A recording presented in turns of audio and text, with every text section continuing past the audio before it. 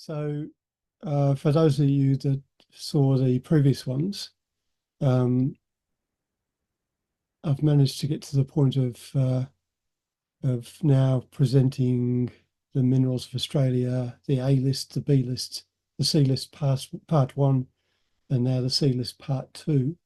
And in terms of where I'm up to with the project, I've just completed in the last issue of the Monthly Mineral Chronicles, just completed the I minerals, so progressing quite nicely. Still got quite a while to go, obviously, and this one will look at Chrysoberyl through to Cyrilovite. Now, I've published the Minerals of Australia Volume 1 quite a while ago, which covers acanthite to Cyrilovite. So it's only in electronic form for a number of reasons, the main one being, of course, that it's 715 pages long. It's quite a significant piece of work, and it's not viable to print in this sort of size. And just a few stats there: 715 pages, 348 species, over 1,000 mineral photos, and there are some missing minerals already. So, as is usually the case when you do something like this, either new minerals are described, or additional species are found at particular localities. And what I may have to do at the end of all of this is do an update to catch up.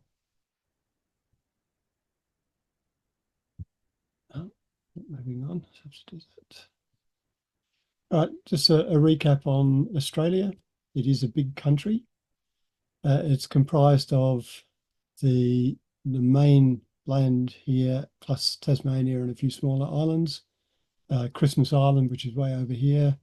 Heard Island, which is way down there, Antarctica, and Macquarie Island, which is south of New Zealand, and a few others.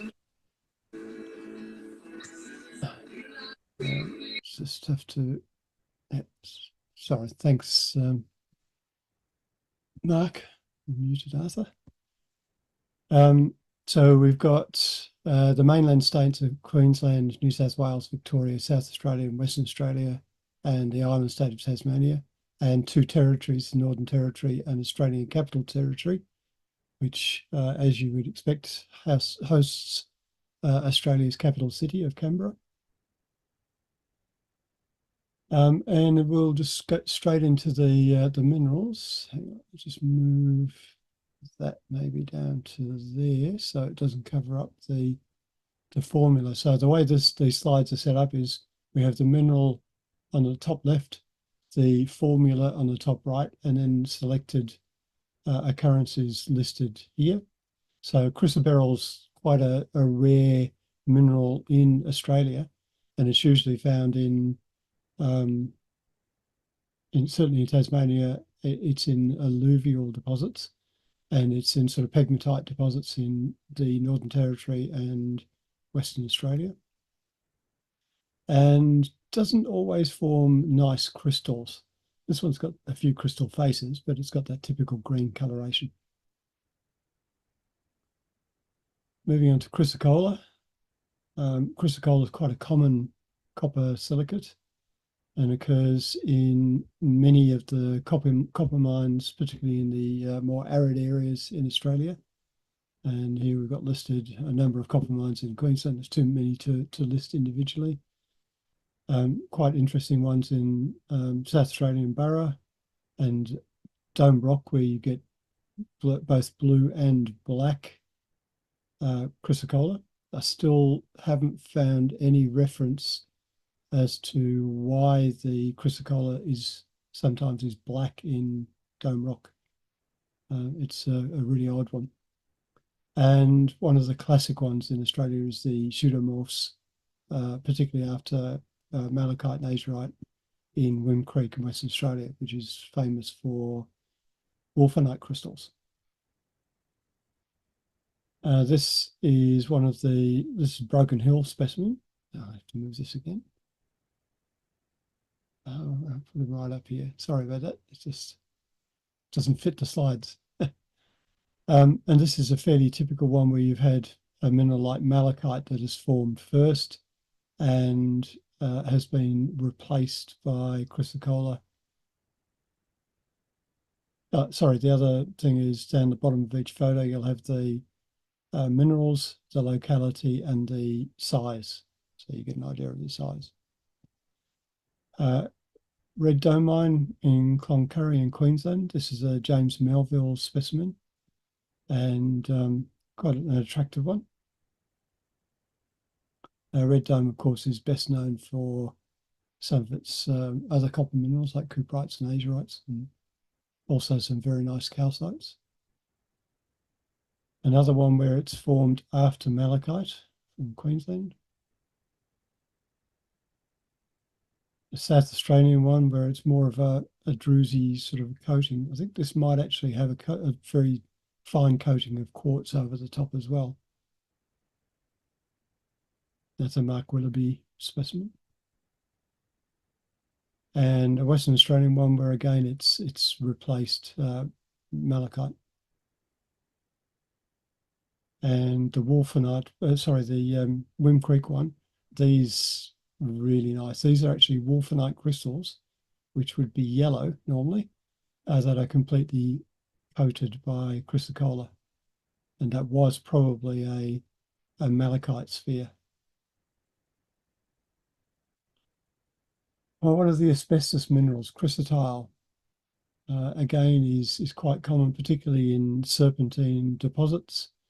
And some of the key ones are an asbestos mine in Barraba in New South Wales, Serpentine Hill and Stitchtight Hill in Dundas, which are both serpentine deposits, as is Mount Keith in Western Australia, and Wittenoom, which is famous for the I've forgotten who it is now. There's a song, an Australian group that made a song about CSR, the sugar refining company, and Wittenoom was the Blue Sky Mine that they sang about. And it forms as typical veins of fibrous material. Not, in my view, not dangerous if you're not working it. So specimens like this are fine. Rare phosphate, a rare earth, rare phosphate, churchite. Only occurs at a few localities in Australia, Kintore being one, Kintore in Broken Hill, Iron Monarch, and the De Grussa copper mine, which is a more recent mine. It's probably been around about the last 15 years or so. And it just forms like white sprays. That's pretty well it. So not overly attractive mineral, but interesting. And it's the second Kintore one. As you can see, these are fairly small photographs. Cinnabar, the mercury sulfide, which occasionally will form with native mercury. If anybody was keeping an eye on the mineral of the week on Facebook, you would have seen a photo. In fact, it might even be in this slide deck of a deposit, an Australian deposit. It's got both, but it occurs at a very few places. It's not a common mineral. It's probably the most common is the Kilkivan district in Queensland that was found in the late 1800s. And of course, at that particular time, mercury was an element that lots of people wanted because it was used in gold recovery.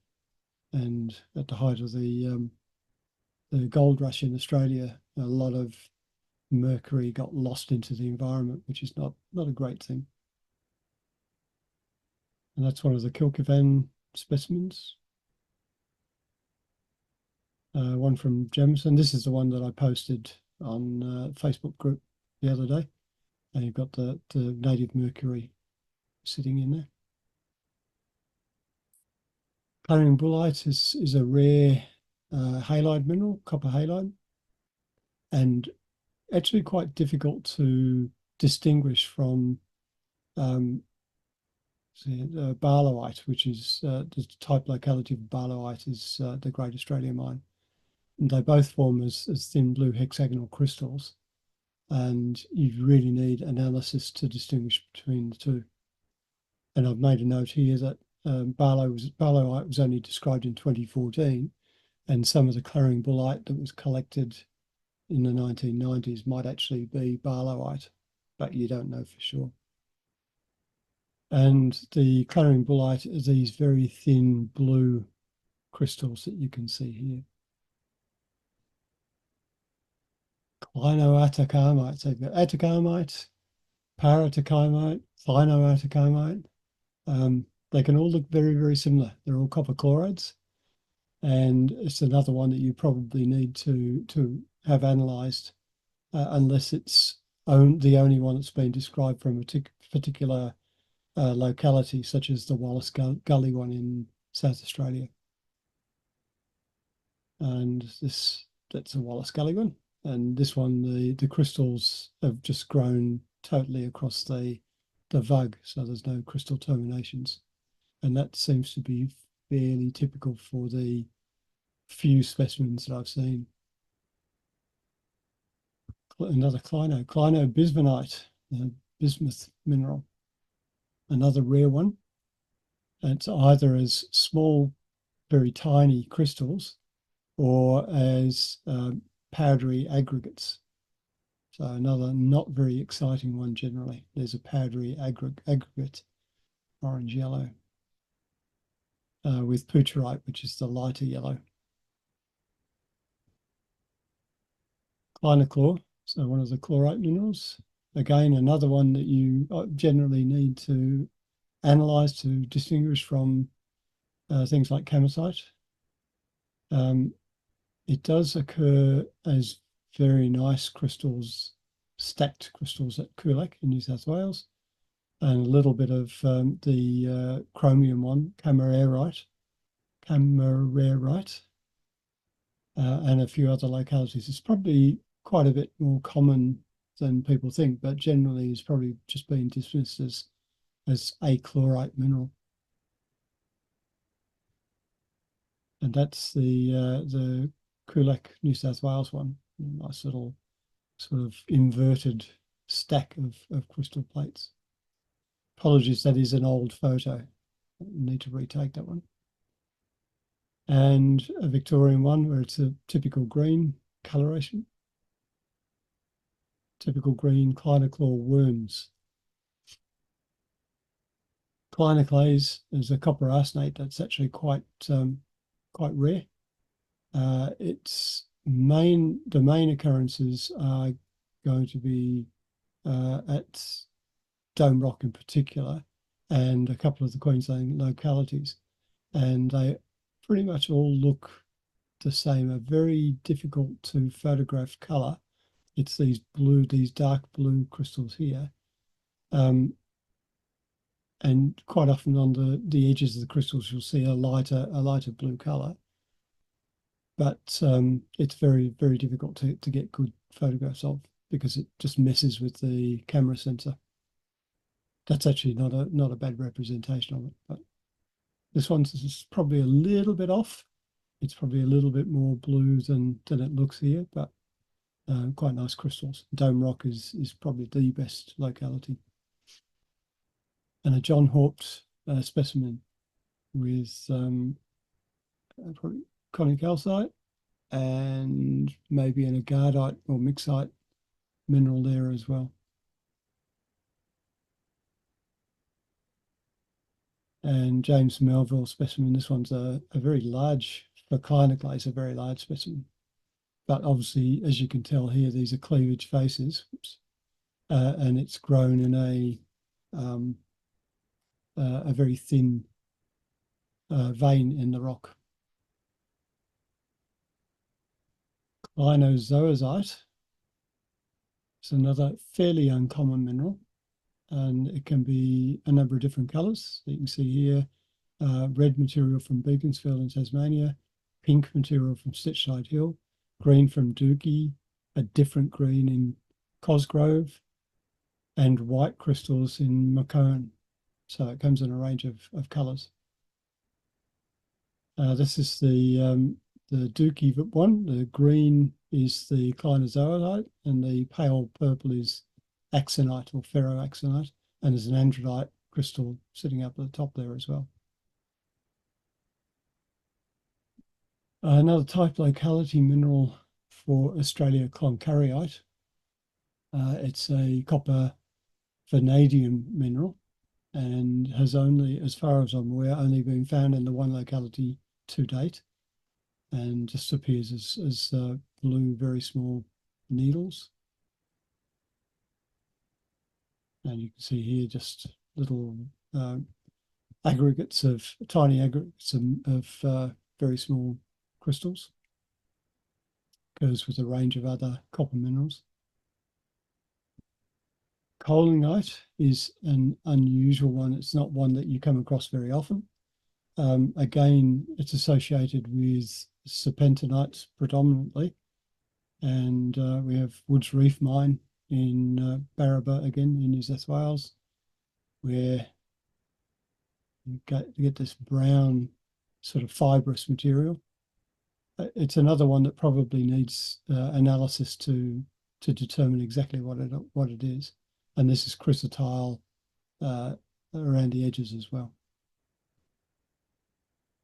Oops, got a typo. I didn't do that part of it. Apologies. Cobalt austenite. How many times you check this and you still have something sneak through? So cobalt austenite is not an orange or brown resinous material associated with serpentinites. It's a cobalt mineral, secondary cobalt mineral that occurs with erythrite and smoldianidovite and a few other things. And particularly at the Mount Cobalt mine in Queensland and Dome Rock in South Australia, which is the type locality. And it's sort of an olive greenish colour. You can see here it's olive green running through there. That's just more of a crust. And here it's altering from cobaltite. So the grey mineral there is cobaltite crystals that are embedded in the matrix, and the olive green centres have changed to cobalt austenite. And here it is with erythrite, Dome Rock. And another one from Dome Rock. This one's John Haupt specimen again. Cobaltite.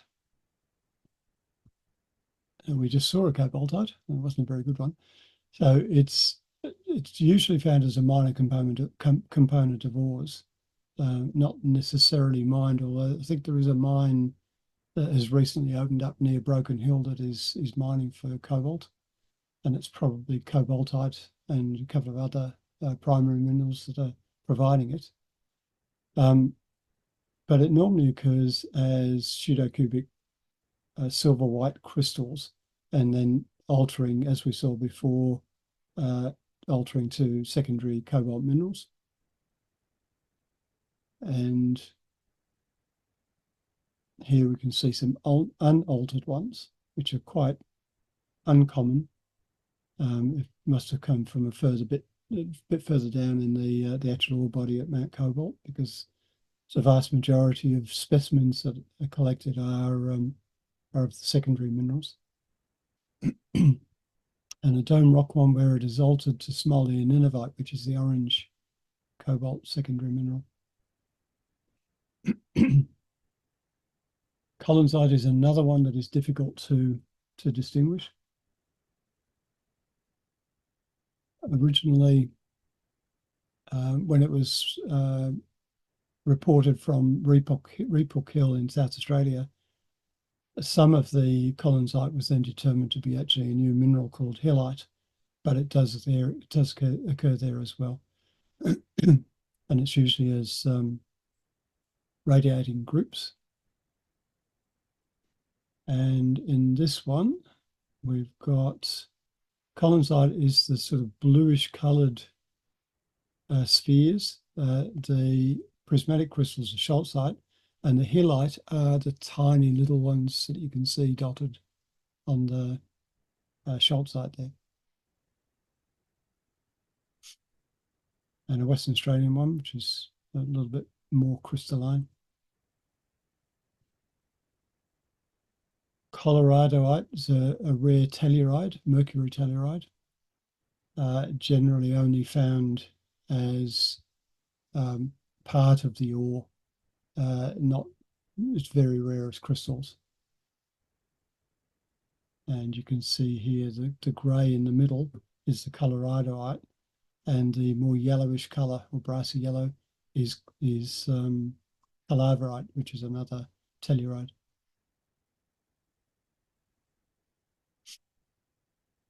Columbite. So columbite is one of those minerals that's now been split into columbite Fe, columbite what's the other one? Mn, the manganese version. Again, probably needs to be analysed to determine which one it is, but it's generally found in pegmatites. That can be found in quite reasonable crystals, some of them quite large. This one's reasonable size for my collection anyway, and typical black coloration that you get. And then columbite Mn, which is the manganese version. It's Peter Hall specimen. This one tends to be a bit less common than the iron one, I think. Back to one of the copper arsenates, conicalcite. The Lorena mine and Dome Rock are probably the two best localities that I'm aware of in Australia. It forms normally as green spherical aggregates. As you can see here, lots of green spherical aggregates. And the baledenite there is just a darker green, a bit hard to pick up. Just a bit of baledenite though. And the lighter green is the conicalcite. This is a much better one. Lorena mine conicalcites are really nice. You get some quite nice spiky crystal aggregates. With agardite at the Dome Rock, much more glassy crystals or aggregates. And a Western, sorry, it's the Australian version. A little bit more dull, but still the same habit. And on a cobalt-bearing calcite from Western Australia, which is a nice mix of the colours there, green and the pink. Conolite, one of my favourite copper minerals. I love the colour of conolite. It's generally only found as very small sprays, and it's not uncommon, but it's not that common either. Broken Hill, a deeper blue when you look down onto the surface of the spheres, and a lighter blue when you look across them. Another Broken Hill specimen. With sprays of malachite from the Great Australia Mine in Cloncurry in Queensland.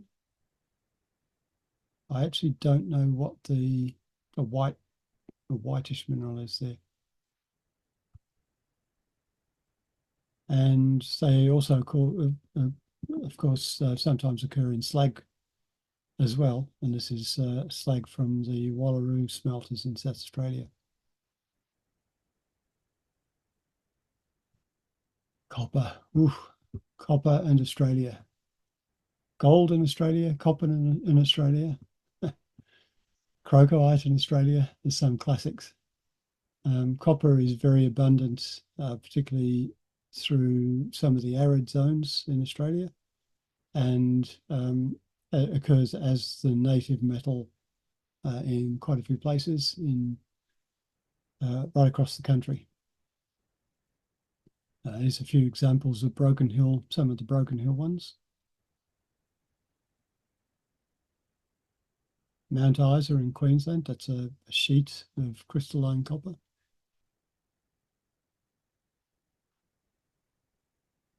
Lyell blocks in Tasmania. Tasmania is not so abundant for native copper, and I think it's because of the environment. It's not so dry down there. But there are a few places where you can get native copper. Copper inside chavosite. And copper from Boddington in Western Australia, which was actually a gold mine, but produced a lot of copper. And we have another metamorphic mineral, cordierite. I've actually looked for and found one contact zone not far from where I live, where the granite has cooked up the surrounding sediments. And my view was that potentially there should be a metamorphic zone that might have some cordierite in it, and I actually found it. Not very attractive crystals, and they're just embedded in the rock, but it's good to find. But of course, cordierite also occurs as a gemstone, or is used as a gemstone sometimes. A beautiful sort of bluish grey crystal called iolite, bluish purple. And in terms of crystals, the best occurrence in Australia is in the Harts Range area in the Northern Territory, where you get this beautiful purplish blue colour. Unfortunately, not very well crystallized, but the colour is very nice. Oh, corkite. Corkite is one of those budantite group minerals that is very difficult to distinguish. So between corkite, hinstallite, budantite, segnetite, there's a couple of others as well, feldspatite, I think. All of them probably need to be analysed to be able to work out which ones they are, because they all have very similar chemical formulas, just slight differences in terms of the arsenates and the sulfates and so on. But in this particular instance, this one is corkite coating pyromorphite. And it looks very similar to heidelgoite that coats mimetite from the same locality. So it can be difficult to distinguish, as I said. Cornatite is another one of the difficult ones to photograph because of the colour, the blue coloration. It's pretty rare. It only occurs at a few copper mines in Queensland, and it seems to be an arid zone mineral. And of course, it's the analog of the other two copper phosphates, so pseudomalachite and whatever the third one is, libethenite. Sorry. So it occurs as these typical small crystals or crystal aggregates. This one's got particularly nice crystals. This is a good photo by John. Cornubite, another copper arsenate. Only a few localities, it's quite rare. And this one shows cornubite and cornwallite. And I can never remember which way around they are. We'll see the cornwallite shortly, I'm sure. There we go. Cornwallite's a little bit more common than cornubite. And the paler green is the cornwallite. Sorry, that's duftite. It's the bluish green. That's the cornwallite. Coronadite is typically a sort of a silvery black, looks like a manganese oxide. It's got manganese and oxygen in the formula. and it is very abundant at Broken Hill, but can be quite difficult to distinguish from some of the goethites there as well. And certainly at the occurrence in Tasmania, it's very, very difficult to distinguish because you've got 4 or 5 different manganese oxides all mixed in together quite often. And James Melville specimen, typical stalactites that you get. They're particularly nice when you get things like smithsonite crystals sprinkled over them or something along those lines. Can occur as very fine needles as well. Corundum sapphire, ruby, grey corundums, whole range, particularly on the eastern side of Australia. There's a lot of gem deposits that produce sapphires in particular, and ruby is a lot rarer, but we'll see a couple. So here's some Inverell sapphires, cut stones on the right and alluvial crystals on the left. Haven't got a scale on the one on the left, but it's about 4 centimeters across in total. So, ruby from the Hearts range. It's Australia's best ruby locality. That particular one is sort of a reasonably large crystal, although I have seen some that have been 10 centimeters across. And they fluoresce, which is excellent. So this is the same specimen with normal light on the left and the red fluorescence under long wave on the right-hand side. It's a little container of sapphire from the Weld River, northeastern Tasmania. You see quite a few there have got zones. There's probably a bit of a star in 1 or 2 of them as well. Victorian sapphires. Unfortunately, Gembrook locality is now pretty much underwater from the Cardinia Creek Dam. So it's an area that you can no longer really find anything in. Onto covellite. So covellite is a copper mineral that tends to occur near the base of the oxidized zone, I think, in particular. But it also occurs in other deposits. So like in Lake Boga as an alteration of chalcopyrite, as an example, and quite often as blue or blue-black coatings on other copper sulfides. And this particular one has it on cerussite. Calcite is quite a rare zeolite mineral. Only occurs in 3 localities that I'm aware of in Australia. So in New South Wales and 2 Victorian localities. And it occurs as sort of acicular, silky groups of crystals. Quite distinctive when you see it. Can look very similar to some Thomsonites, but the silkiness normally gives it away. And you can see this one in particular. Gintovic is probably the most well-known of the Australian sites. It's just a little disused basalt quarry in the middle of nowhere. Crandallite is a phosphate that generally occurs as not lustrous, sort of dull, probably because it's mostly as replacements, as you can see there. You can see here it's a replacement after wavelite, and it just looks very sort of dull looking.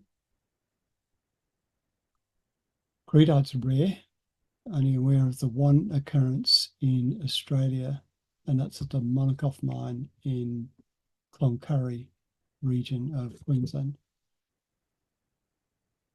And these are the crystals of creedite. It's quite a rich specimen. You can see a bit of highlight opal down the bottom there too. mostly colourless with a slight hint of a purplish look. Only one find that I'm aware of. Crocoite. I'll try not to spam. So crocoite is found in the west coast of Tasmania, the northwest of Tasmania, and in two other localities, one in South Australia and the other one in the Happy Jack mine in Comet Vale, Western Australia. But it is Tasmania's mineral emblem, and for good reason. So we have magnet mine. This was collected by me on my very first trip to Tasmania, to the magnet mine before I moved over there to live. I was very happy to get that. You don't find them very often these days. Hazelwood district, so there's a number of mines that's to the west of the magnet mine in the northwest. And this was a locality that was relocated a few years ago by a couple of Tasmanian collectors, and they actually found what was probably the original site of the first record of crocoite in Tasmania. And it looked like it just wasn't mined. It was only a small outcrop, underground outcrop. But can you have an outcrop that's underground? Probably not. But yes, it's quite unusual, stubby crystals as well. Excuse me. Of course, the Dundas region is best known. I was down in Tasmania a few weeks ago and got to see some of the recent production, which is quite similar to the previous production, I have to say, but some quite nice pieces.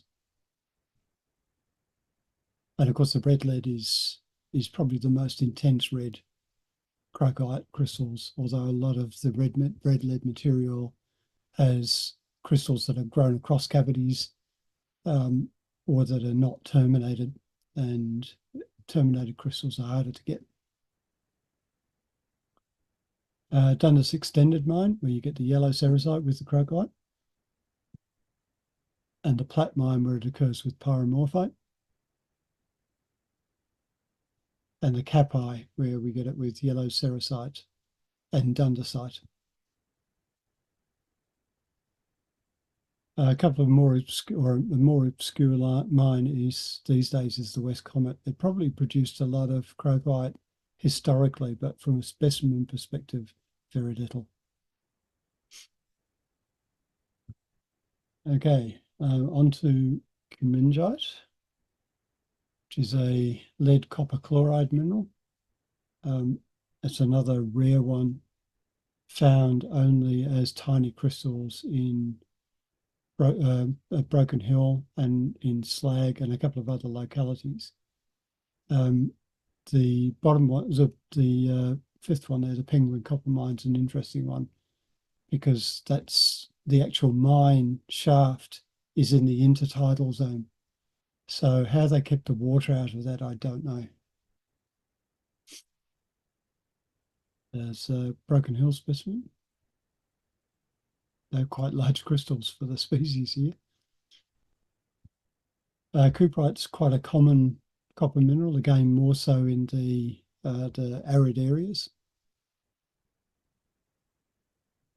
Cuprite from Broken Hill, quite common. Chalcotrichite, the acicular form of cuprite.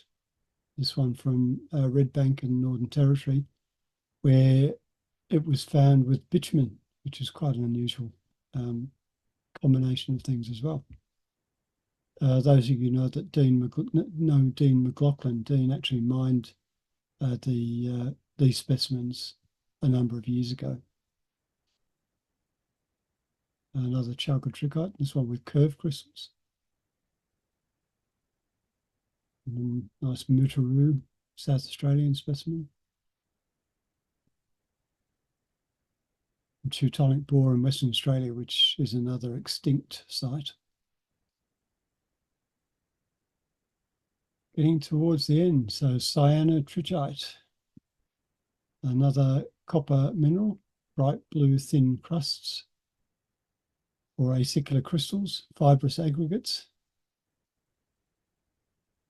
And that's the cyanotrichite there with a bit of azurite and malachite and mant oxide in Queensland. And a nice one from John Haupt again, another mant oxide specimen with sort of curving crystals. And Cyrilovite, yellow phosphate. So sometimes, or usually found as dull crystals, but sometimes a little bit more lustrous. In the iron monarch mine, it was very common at one stage, along with other phosphates like cubrolite and boronite and so on. Cyrilovite here is the yellowy green mineral. Capundaite is the brown, not the brown radiating crystals, and then a little bit of goethite here and there as well. Rixon's Quarry in Victoria is probably some of the better formed crystals of Cyrilovite in Australia. And that is the end of the C list part 2. So if you have any questions, happy to take them on board. I made a few remarks, I think. Can you understand me? Yes. Can you hear me? Yep.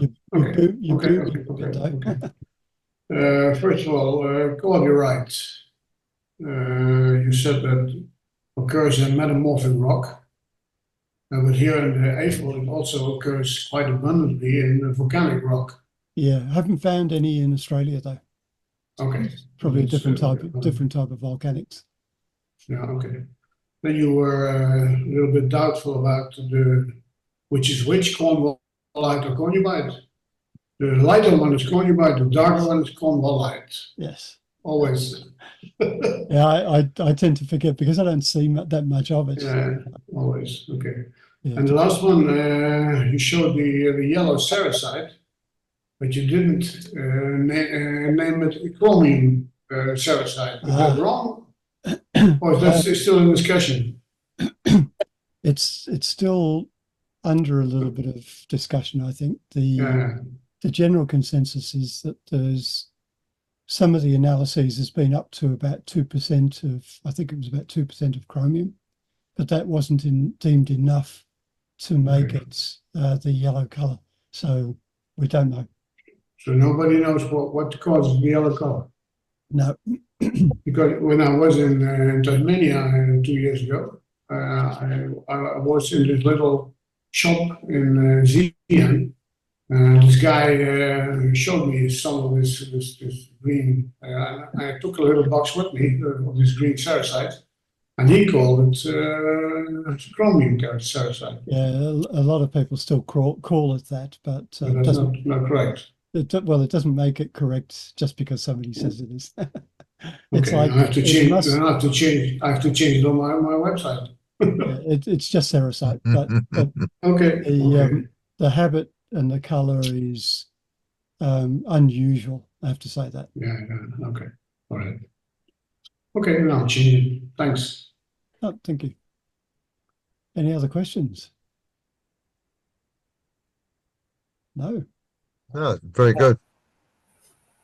Yeah. I love by the way, I love the last Cyrilovite. Yes. That was quite something. I've managed to get into the Rixon's Quarry probably about 3-ish years ago. It was in between COVID lockdowns, I think. And I found a little bit of Cyrilovite, but I found a lot of lithophorite, It's a horrible black manganese lithium mineral. It's everywhere. Oh, it's a rare mineral, but in this particular quarry, it was just everywhere. Yeah. Okay. Well, if there's no more questions, we'll finish up for the day.